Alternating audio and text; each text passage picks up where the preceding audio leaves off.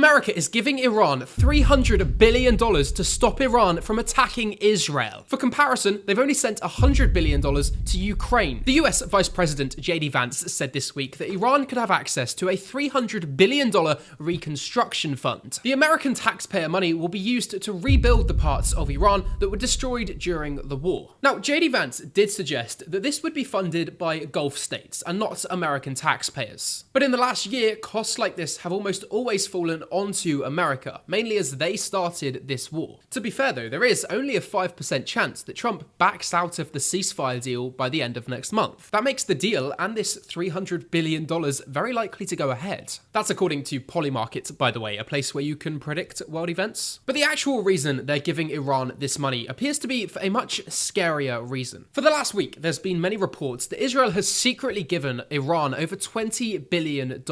That money was reportedly from Iranian frozen assets, which were frozen by Israel and the UAE during the war. But those reports also claimed that Israel did this solely to stop Iran from actually attacking Israel in the future. Coincidentally, the first report of that came just 24 hours after Iran surprisingly called off their attack that they had scheduled to carry out onto Israel. Perhaps Israel giving Iran the money was why. The UAE and Israel deny that though. Of course, I've got to say that. But the US, under the guise of a reconstruction fund, might be giving Iran $300 billion to stop the war ever restarting. So we'll see what happens. But for some more global news like this, you can leave me a follow.